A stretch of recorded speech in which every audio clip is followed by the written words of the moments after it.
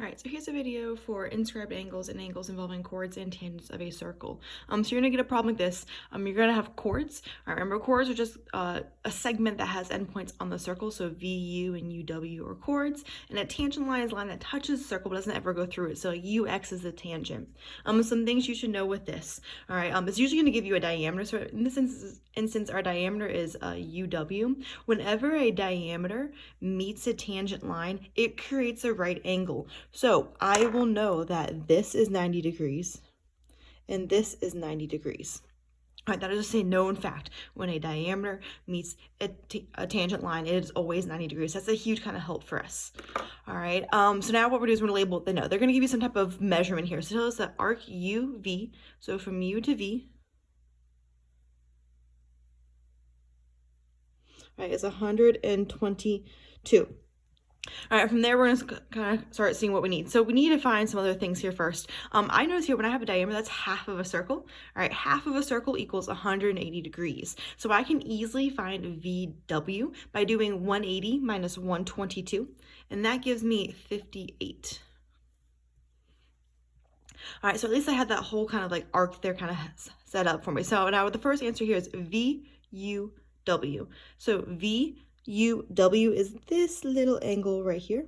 This is what I would call an inscribed angle because it's an angle where the center point, all right, is on the circle there. So an inscribed angle relates to its arc how? It's half. So I do 58 divided by 2, all right, and I get 29 degrees. All right, the next one they want us to find is VUX.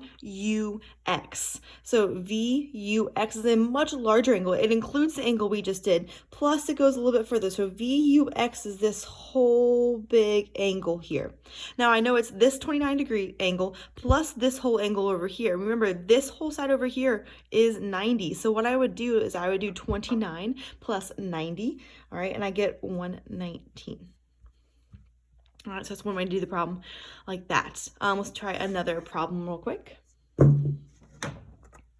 right, same thing here. We've got a chord, we've got a diameter, and we've got a tangent line. My chord is Ki, my diameter is Ji, and my tangent is Li. And we have this random point M over here as well. Remember, when a tangent line and a diameter meet, okay, they form what type of angles? 90. All right, so I know that those two angles are 90 degrees. We'll see if that helps me in the end. It may not, it just depends on the situation. So first we have the measurement of arc IJK is 228 degrees. So from I all the way to J, all the way to K. Oof, that's a big angle, big arc there. That is 228 degrees. There's a couple different things I can do here. I know a whole circle equals 360.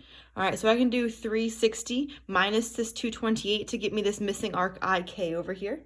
If I do that, so 360 minus 228, all right, is 132. So this is 132 up here.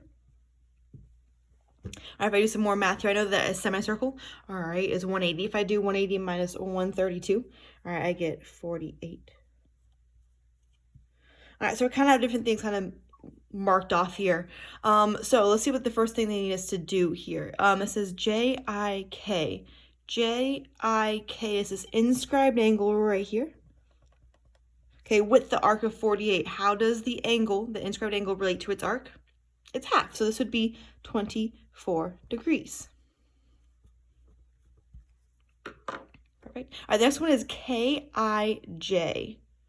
Or sorry, KIL. So KIL is this angle right here. Now this angle and this angle together should equal 90. So to find this part here, I can do 90 minus 24 and I get 66. All right, another way, if you didn't want to find this angle first, what you could do to find this angle here, you could do 228 minus this 180, and you get 48 as well. So there's a couple different ways you can solve, but either way will get you to the correct answer. Hope this helps.